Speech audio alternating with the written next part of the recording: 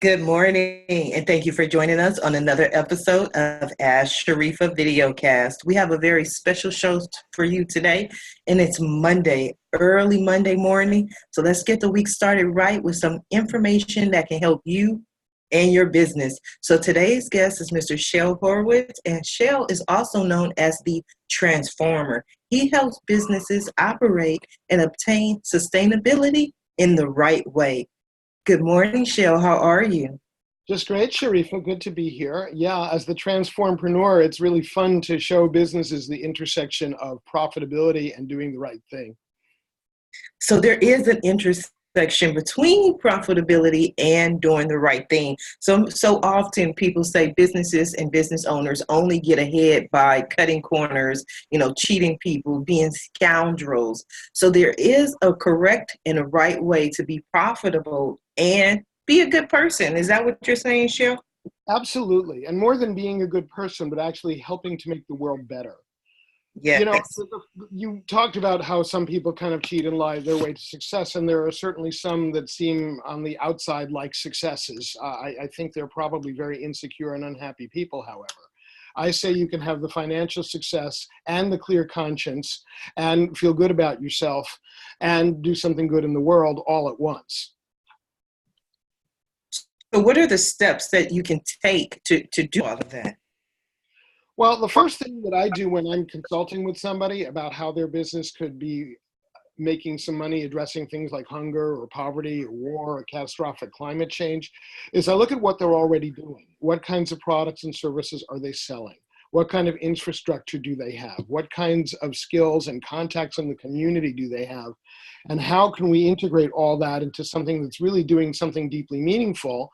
And at the same time, how can we take full advantage of the marketing chops that gives you? Because people want to do businesses with companies that are making the world a better place, that are not just about the bottom line for the owner.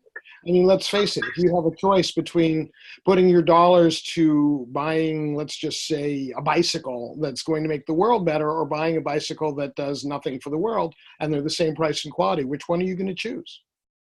The one that does something for the world. Of course. So, Shel, tell us, how did you find this path? I mean, it seems rather unique. How did you wind up doing or providing this service? Okay, it's a fairly long, tangled story. I'll try to be brief. It really started at age 12 when I became an activist. And that to me was really a time in my life where I started questioning the world around me.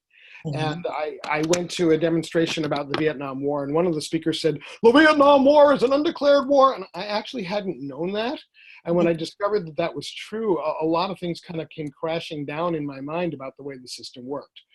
And then a couple of years later, in order to advance the causes I was beginning to be involved with, I became a marketer. And so for more than 40 years now, I've been braiding those two things together to some degree. But after 2000, in late 1999, a developer announced, let me just show you where I live here. If you can see that mountain behind out there. Yeah.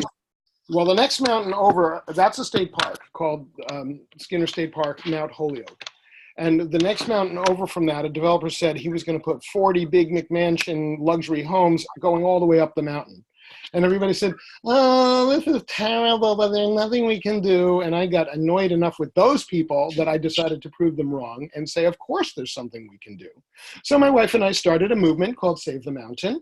And we had the first meeting in our dining room. And I don't live in a McMansion, so it was really crowded when 70 people showed up. We had people literally sitting on the wood stove. We stacked out. Time we had 2 tables in the dining room and kitchen, we had to stack them to make room. It was amazing. And that led to a movement that saved the mountain. And not only did it save the mountain, it did it really fast. I had expected this to take 5 years, and it took 13 months, a year and a month. Oh, wow. 13, wow. Yeah, just over a year. And we won big, and we won because we changed that, "oh, there's nothing we can do" mindset. And when people realized that, in fact, that it was going to be fairly easy to defeat this project, we got on board, and things happened, and we saved that mountain. So after that, you might remember that in the early 2000s, there were a lot of business scandals. And I started thinking about, well, are the lessons of Save the Mountain applicable to the business world more directly. Is it possible to make a good living and do good in the world? And is there an alternative to all this cheating and lying that's going on? And I discovered that the answers were yes, yes, and yes. I wrote my first of 4 books about profitable, ethical, green, social change-oriented businesses. It was called Principled Profit, came out in 2003. My most recent one in that series is called Guerrilla Marketing to Heal the World. And it's, I think, by far the best of the 10 books I've written. And it's got profiles of companies of all sizes doing the right thing, from solopreneurs like me on up to the Fortune 50, companies like Unilever. It's amazing to me how resonant this is with what's going on now, in spite of what we look at in the papers and we think the world is completely collapsing and that ethics is out the window. There's actually a lot of people who really do care. And they're beginning to realize that there are a lot of people who not only care, but are willing to buy from them if they do care. So we're slowly changing the paradigm. It doesn't happen instantly. I like to remind people that when the Quakers decided that abolishing slavery in the United States was a good goal, it took them 100 years before that was realized. And that we have the advantages of the internet and of telephones and of other technology that make it much faster. And we've seen change take shape sometimes very, very quickly. I think about the Arab Spring, where in a matter of months, several governments were actually overthrown, non-violently. So it's an incredibly exciting time to be doing this work, even as depressing as the headlines so often are. And I'm very optimistic. I have to be optimistic because the alternative is too depressing. Yes, I can imagine. Now, you spoke about business owners from the Fortune 50 all the way down to the solopreneur. What are some of the steps, the actual steps a business owner can take to do the right thing in the world? I mean, because when we think about business or not even business, making money or providing a product or service that's affecting the world, we tend to think about nonprofits. As a for-profit corporation, what are some of the things a business owner can do? Okay, well, let's just take an example. Okay, let's say you run a pizza joint in an urban, low-income neighborhood. Mm-hmm. And let's say you want to do right by the world. You could look around and you can see, oh, there's this high school here where the kids are really kind of stumbling, and then not very many of them go on to college, and then some of them are joining gangs, and maybe I could do something about that. Mm-hmm. So you could start a program where you hire some of those kids to learn gardening skills and grow tomato and garlic and oregano and onions and the other things you need for a good pizza. And you can then train those kids in baking the pizzas and maybe being really creative and having some cool, like, home neighborhood recipes that are different from the kinds of pizzas you might get in other stores. And then you can have them go back to that high school and say, hey, everybody, Tuesday's pizza day. Sign up today on Friday to get your slices of pizza, and we'll collect the money tomorrow. And then, on Tuesday, you'll have your pizza, and turn it into a business. So they're getting gardening skills, they're getting baking skills, cooking skills, they're getting entrepreneurial skills, they're getting a job.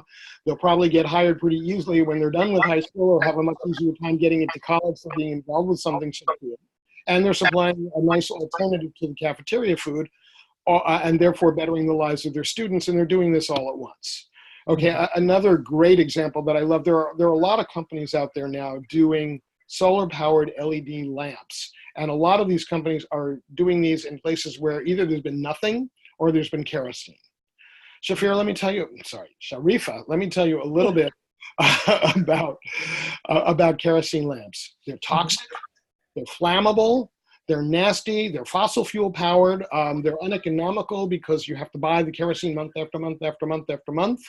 So you take these horrible lamps that give actually pretty low quality light to begin with, and you put in the solar LEDs, you've eliminated the fire risk, you've eliminated the toxic fumes, you've eliminated, once the lamp is paid for, let's say the family's paying $2 a month for kerosene, and instead they're paying $2 a month for the lamp, and the lamp costs $20. So in less than a year, they're not paying that $2 a month anymore, and if they make $20 or $30 a month in take-home income, that's huge. It's more 10% or of their income that they didn't have before that they can now spend on something else. There's also better quality light. So maybe they've been working in the fields all day and they come back and now they can start a little craft business for 2 hours, 3 hours in the evening. Their kids can see to do their homework better. So they get better grades in school. So they get better jobs 10 years later. It's the ladder out of poverty. It's making the world cleaner. It's eliminating hazards. It's doing all of these good things at once. I'm a big believer in one input for multiple benefits when you can. So those are two specific examples of how this works. It's very individual. You come to me with a different kind of business, I'll step something else out. Mm-hmm. Okay, so are you a consultant? Do you work with business owners in order to help them? Like for me, as a business consultant, I have As Sharifah Videocast. I have my podcast. I consult with businesses specifically on PR and online marketing, but I'm still in business. And so I'm always looking for ways to help the world, to build and create a better society. Even though for me, my passion is entrepreneurs, because I believe that entrepreneurs create companies, which create jobs, which feed our families. So my focus is always on how do we take care of our families, that aspect of society. Mm-hmm. But for me, would you see, okay, well, there are other opportunities for you to help society aside from just helping business owners? Sure. And you can also use that leveraging of helping business owners to help business owners help society. And yes, I do consult on this, and I would actually be happy, Sharifah, to offer you a 15-minute free consultation where we can explore how you might do that, perhaps later in the month.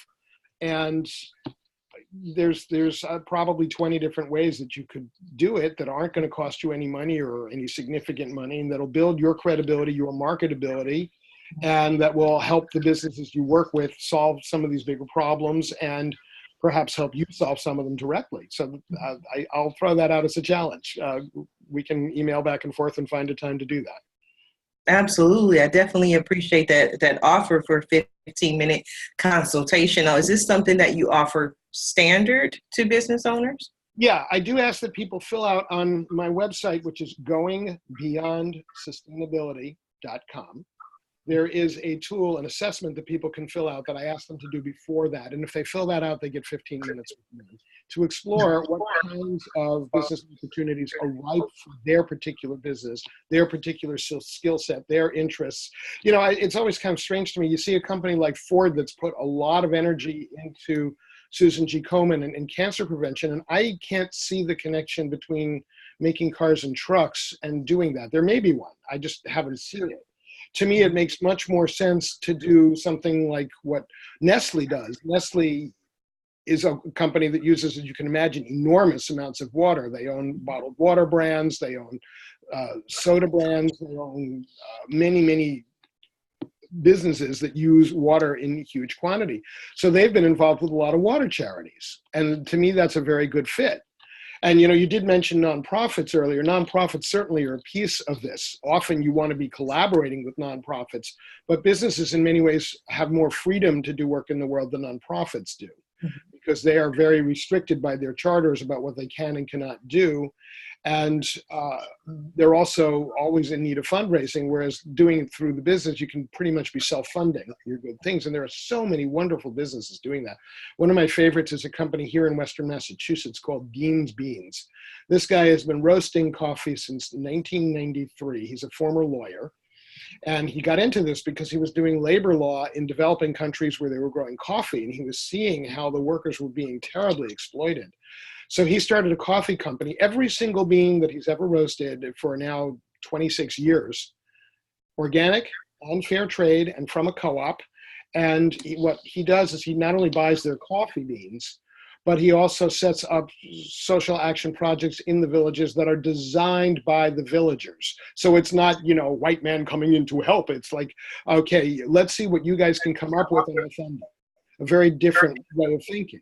And this is a profit-making business, and he's doing very, very well. And I just love it. I love the fact that he's combining, really gourmet coffee with a leg up for the villagers. Maybe it's a well, maybe it's a school, whatever it is that they feel they want, he'll make it happen.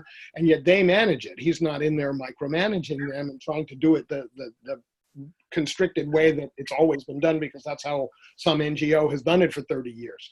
So there's a lot of flexibility here. It's a lot of potential. And again, every situation is different. I don't believe in one size fits all. Now, you also are a TED Talk speaker.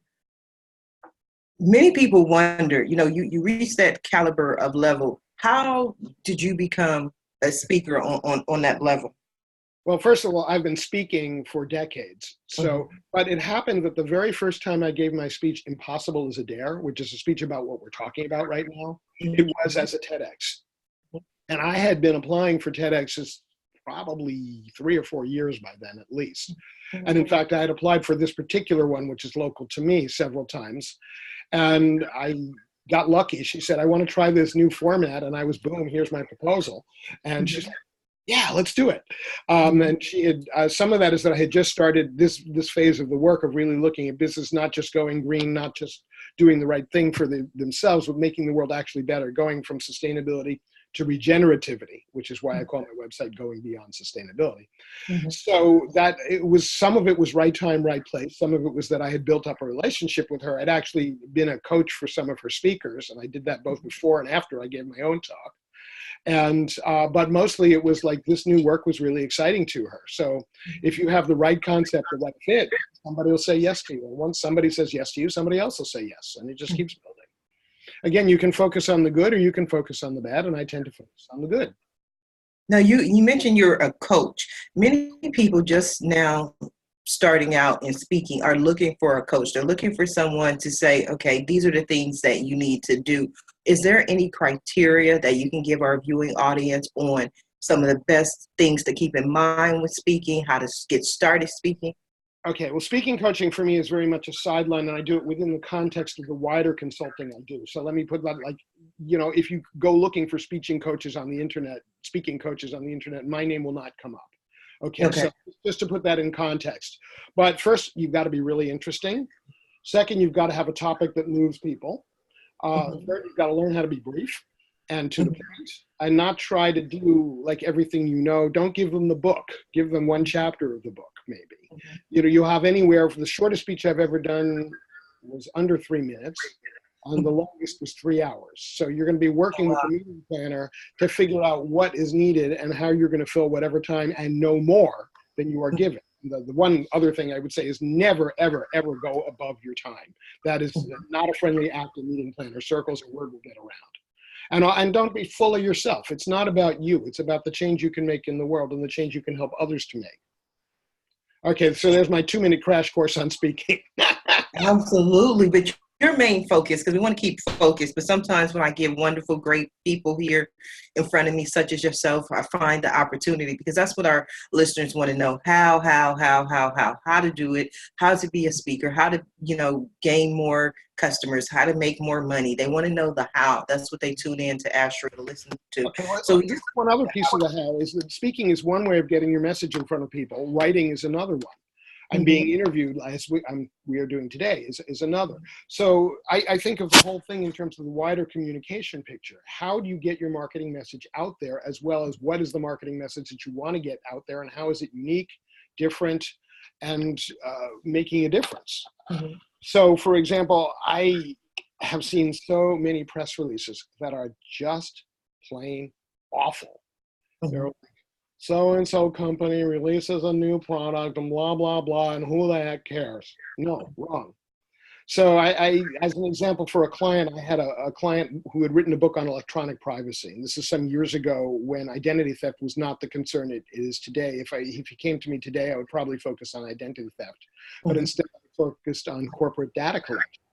So the headline for my press release was not electronic privacy expert releases new book. Absolutely not. It was, it's 10 o'clock. Do you know where your credit history is? And then went on to talk about how it might be quote unquote vacationing in data banks of big corporations, and how you might not even have access to that data, but other people do. So I focused on the privacy aspect. Then, sorry. By focusing on the Privacy Act, let's talk about the response, the results that you received since you took a different approach with the subject and the title. Yeah. And the book, by the way, didn't show up until the third paragraph of the release. What I heard back from the client was that they were delighted. They did not tell me anything about numbers, but they told me that they were just thrilled and they really liked the approach. And I have certainly had a lot of people come to me because either they'd come to me before and liked what they got, or they came to me because some friend of theirs inspired me.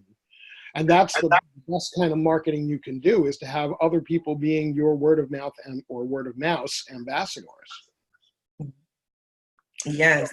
I hope to be an ambassador for this big idea that business can change the world. It should be changing the world. Right. I mean, we definitely should.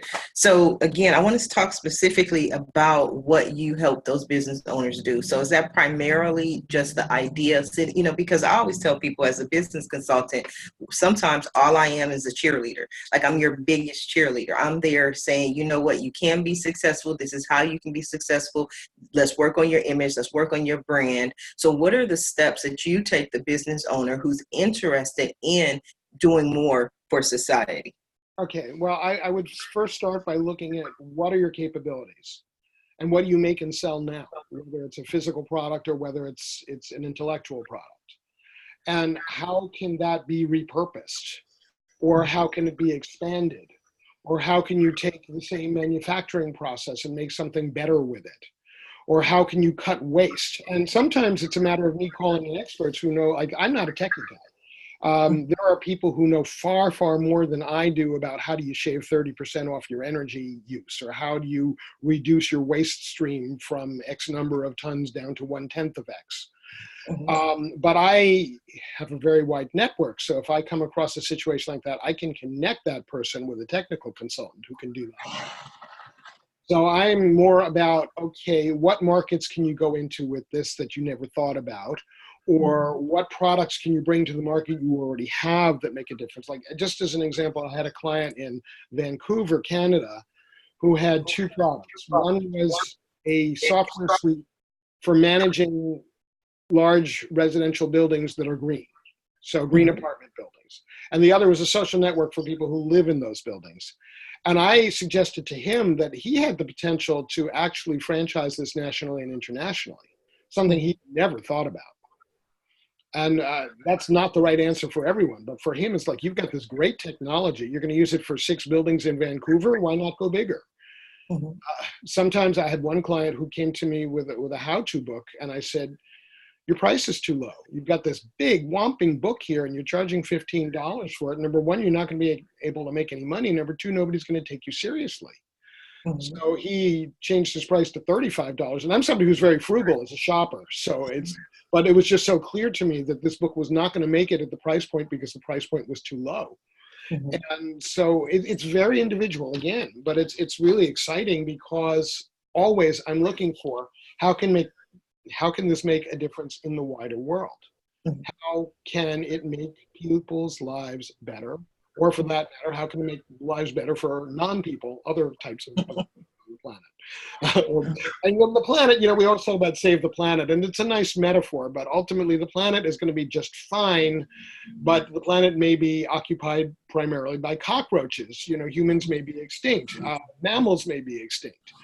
The planet has many checks and balances to correct our excesses, but not all of those things are going to be friendly to us. So we have this rather small window right now to address climate change, and it really bothers me that certain governments in this world, including the United States, Brazil, Hungary, and several others, not only don't see this as a priority, but are actively to needing to do something. And that's one of the reasons I choose to focus on the business community, because the business community will be motivated by profit and loss. If the business community can make money doing it, and many, many big companies realize that they are. And in fact, among the Fortune 500, almost everybody's got at least a sustainability coordinator, if not a sustainability department. And some of these people are really forward-thinking, visionary people who understand that they've got to go beyond sustainability and look at how to create a regenerative economy. Some of them don't. So I try to shift more people into that column. That's wonderful. I don't see many people actually doing that, shifting people from focusing just on the business and the bottom line to society as a whole. So you definitely are doing something to improve the world. Now, we are coming down to the last few minutes of the show, and what I like to do at the end of every show is just allow my guests the opportunity to speak directly to our viewers, to speak to everyone who's watching live as well as in the archives, and let them know what you want them to take away from your interview. All righty. Well, Sharifah, what I want people to take away from our interview is, first of all, the idea that one person can make a difference. that, you know, when they said, we're going to build these 40 houses on the mountain, I said, no, you're not. That was the first step. From there to building a movement is relatively simple, but you've got to have that first person willing to say, or to say, yes, we can do this. So that's one huge takeaway. Another is to think systemically, that, you know, you look at what the problem is, and is that really the real problem? So, for example, I don't know if this story is true or not, but I've heard it a lot of times that in the early days of the space program, NASA spent some billions of dollars to try to figure out how to develop a pen that would work in zero gravity. What is the goal of that? The goal is to be able to write while you're in space. Okay, and the Russians said, what is the goal? The goal is to write while you're in spaceship. Here's a pencil. You know, yes. So cutting to the chase. There's a guy that I'm familiar with, a consultant out in Colorado, who has done amazing things with thinking holistically. So like there'll be one part of a building that he's working on that does 12 different things. And all of them better. And we need to really be understanding that we can get to zero waste and zero net energy society. And in fact, we can do better. We can make them net positives. Waste is always an input for something else, but we throw so much stuff away and we lose that opportunity. Energy can be generated, more energy can be generated by a building than it's going to use. Stuff like this is not the right forum to talk about things like the advances in concrete technology that change its carbon footprint, but they're out there. The solutions are out there. We know how to fix these things. So it's mostly a matter of individuals and companies and big corporations taking steps slowly and carefully, but firmly and consistently to change what we're doing and to work together with others to make that change happen fast enough that, again, we really would rather not leave the planet for the cockroaches. I think it's really kind of nice to have people on it, to have animals on it, to have plants on it. So those are some of the takeaways. There's a lot more information on goingbeyondsustainability.com and a lot of resources there. My monthly newsletter, for example, which has been published in one form or another all the way back to 1997. And wow. Yeah, I was early. And back then, people actually opened their email newsletters and they only got 2 or 3 a month. Absolutely. So, Shel, I definitely want to thank you for being a guest on this morning's episode of Ask Sharifah Videocast. It's been a pleasure. I really enjoyed it, and I hope I'll be hearing from some of your listeners. Again, that 15-minute free consult is there if you just fill out the assessment form. Absolutely, and I advise you, I implore you, please go check out Shel Horowitz's website. There's a lot of information that can assist you. Again, it is goingbeyondsustainability.com. I want to thank everyone. We had so many viewers who tuned in today to watch the show. Definitely appreciate it. Francis Pullen says, thank God for our possibilities. Very interesting perspective, which are real to us. So thank you, Francis, for that comment. Thank you, everyone, for tuning in. And if you are interested in being a guest or watching more of my interviews or just interested in placing your product or service in front of the Ask Sharifah audience, please visit the website at AskSharifah.com. I'll be back later today at noon for my live show with Lucinda. So again, visit the website at AskSharifah.com and be sure to go ahead and share this interview. Everyone, have a wonderful day and a wonderful week. Bye now.